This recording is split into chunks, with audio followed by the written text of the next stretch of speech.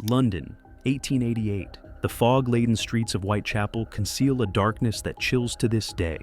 The city, teeming with life, hides a predator who would become a legend.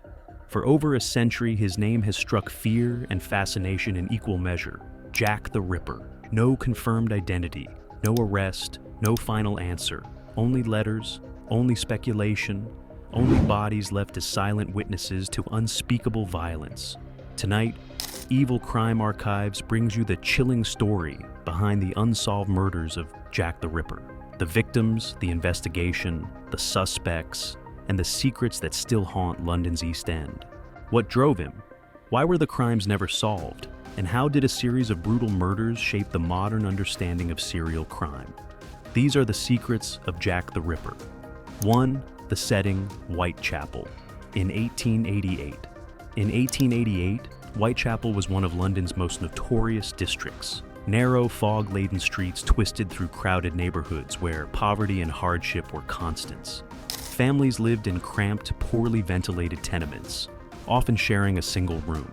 Crime and desperation were part of daily life, and the weak or marginalized were left vulnerable. Prostitutes, the destitute, and transient workers moved through the alleys, trying to survive amid a harsh and indifferent society. For many, life in the East End was a constant struggle for food, shelter, and safety. It was within this environment that a predator would emerge, preying on those society overlooked. Historian. Whitechapel was a labyrinth of poverty, disease, and chaos. It was the perfect environment for violence to go unnoticed. For Jack the Ripper, it was a hunting ground, a place where fear could be silently inflicted without immediate consequences. By the late summer of 1888, a terrifying pattern had begun to take shape. Women were being found murdered in the streets, each attack more brutal than the last. The victims were often discovered in public or semi-public areas, mutilated in ways that suggested both precision and deliberate cruelty. Throats were slashed, abdomens cut, and in some cases, organs were removed. The brutality was calculated, sending a shockwave of fear through a community already accustomed to hardship. Residents of Whitechapel began to recognize the danger lurking in their midst. Gas lamps did little to alleviate the terror, and the winding alleys provided perfect cover for someone with knowledge of the district. Ordinary acts, walking home, visiting a shop, or tending to a child, became exercises in vigilance. This was the beginning of a reign of terror that would grip London.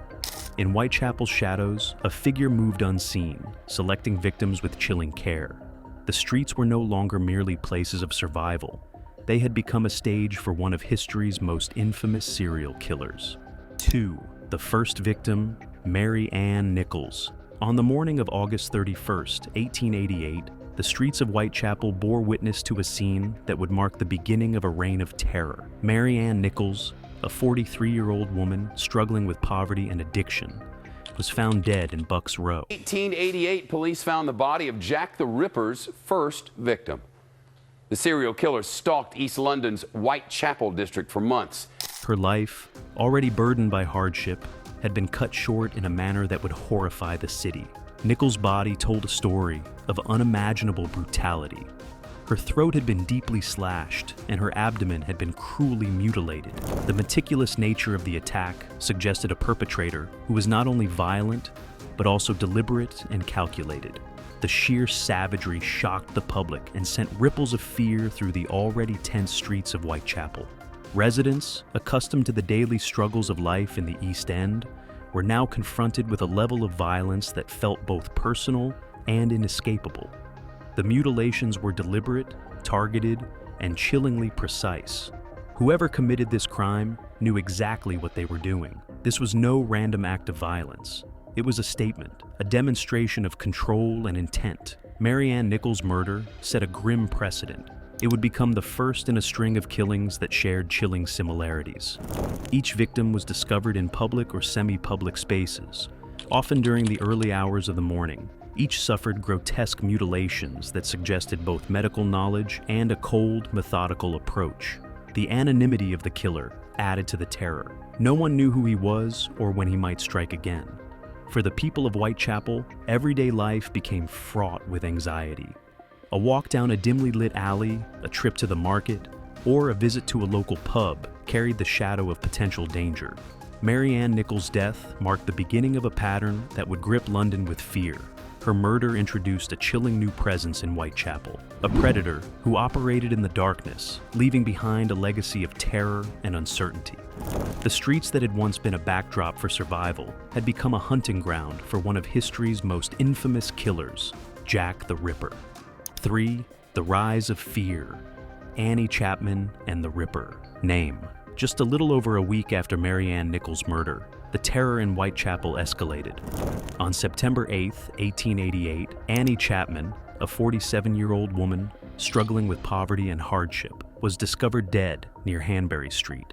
The scene was disturbingly similar to that of Nichols. Her throat had been viciously slashed, and her abdomen bore the signature mutilations that would soon define the killer's method. Chapman's murder sent shockwaves through the East End, amplifying the already palpable fear. The city was no longer dealing with an isolated incident. A pattern had emerged. The brutality was deliberate, precise, and horrifyingly consistent. Locals began to realize that they were dealing with a predator who operated with both cunning and confidence. Adding to the fear was the media coverage, which sensationalized the murders and helped shape the public perception of the killer. Letters sent to the police and newspapers claimed to be from the murderer himself, the most famous beginning with the words, "Dear boss, I keep on hearing the police have caught me, but they won't fix me yet. I've laughed when they look so clever and talk about being on the right track." Signed in red ink as Jack the Ripper, these letters captured headlines and cemented the name in the public imagination.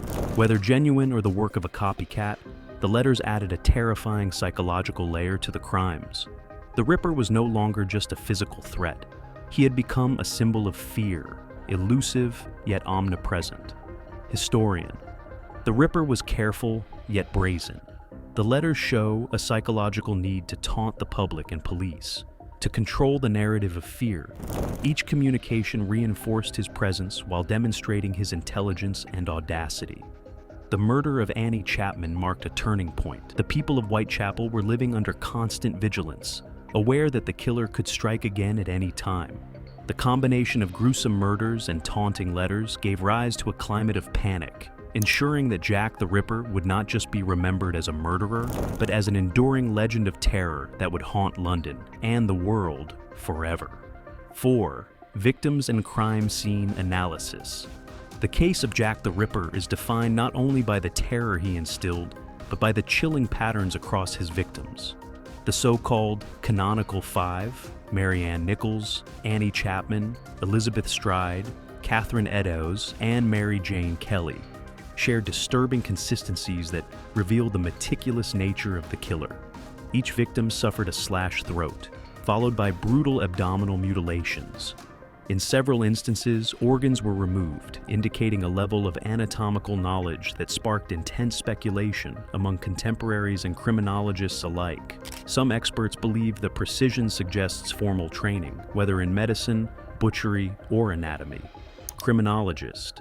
The precision of some wounds suggests more than instinct. It hints at a calculated understanding of anatomy.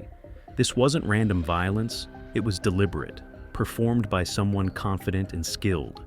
Despite these consistencies, the murders were erratic in timing and location. Nichols was killed in Bucks Row, Chapman near Hanbury Street, Stride and Eddowes in the city's heart, and Kelly in her own room.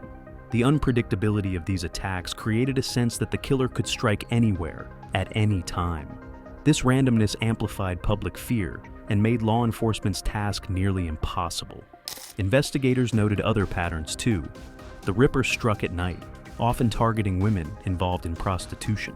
His choice of secluded streets and dimly lit alleys allowed him to evade capture, while instilling fear in those who walked the East End after dark. Yet, there was no discernible schedule, no clear connection between times of attack or geographic clustering beyond general proximity, making him all the more elusive. The combination of meticulous mutilation, anatomical knowledge, and unpredictable attacks made the Ripper both feared and mythologized. The victim's suffering, carefully observed and repeated across multiple murders, revealed a mind methodical and remorseless, driven by dark compulsion rather than chaotic impulse. Each crime scene told a story, not just of death, but of a predator who understood terror as a tool. 5. Police investigation. The police response to Jack the Ripper's killings was unprecedented for the time. Scotland Yard mobilized every available resource, assigning officers to patrol Whitechapel's labyrinthine streets, interview witnesses, and follow leads. Yet, policing in 1888 was limited. Communication was slow, forensic science was in its infancy, and the crowded, chaotic East End worked in the killer's favor. Hundreds of suspects were questioned, from local men with criminal records to strangers passing through the district. Witness statements were often contradictory, offering little clarity. Some reported seeing a man fleeing the scene. Others described vague shadows in the alleyways. Each lead seemed to dissolve into uncertainty, and the killer left virtually no trace, no fingerprints, no consistent evidence, only terror and mutilation. We knew he was clever. Each scene seemed almost like a challenge, carefully chosen, designed to confuse and terrify. He understood the streets, he understood people, and he knew how to remain invisible. The investigation stretched Scotland Yard to its limits. Officers mapped locations, analyzed the timing of attacks, and attempted to predict the killer's next move. Special attention was given to the victims' routines, the geography of the crimes, and the possibility that the murderer had anatomical knowledge. Despite this, the Ripper continued to elude capture, slipping through the night while the public grew increasingly fearful. Local communities became uneasy, with residents barricading doors, avoiding dark streets, and reporting anything unusual. Letters claiming to be from the killer, some signed Jack the Ripper, complicated the investigation, mixing truth with deceit and taunting law enforcement at every turn. In the end, the police were left frustrated and powerless against an adversary who seemed to anticipate their every move. Jack the Ripper vanished as mysteriously as he appeared, leaving a legacy of horror, unanswered questions, and a case that would confound detectives for generations. 6. Suspects and theories. More than 130 years after the Whitechapel murders, Jack the Ripper remains one of history's most elusive criminals. Hundreds of suspects have been proposed, each theory generating debate, intrigue, and controversy, but no conclusive answers. Among the most frequently mentioned figures is Montague John Druitt, a young barrister whose disappearance shortly after the final canonical murder raised suspicions. Some historians suggest his death aligned with the end of the killings, yet evidence linking him directly to the crimes is circumstantial at best. Aaron Kosminski, a Polish immigrant and barber, is another widely discussed suspect. Institutionalized shortly after the murders, Kosminski was known to struggle with mental health issues. Modern forensic studies, including limited DNA analysis on letters and crime scene evidence, have pointed toward him in some reports, though results remain disputed and far from definitive. Then there is Walter Sickert, the British painter, whose dark, unsettling works and alleged obsession with the murders drew the attention of authors like Patricia Cornwell. Sickert's connection is highly speculative, relying on interpretations of his art and cryptic references rather than concrete evidence. Beyond these individuals, countless other names, from doctors and local residents to transient criminals, have surfaced. Some theories propose multiple perpetrators. Others suggest an elaborate cover-up to protect prominent figures. Every theory carries gaps, inconsistencies, or lack of verification, which only fuels the enduring fascination with the case.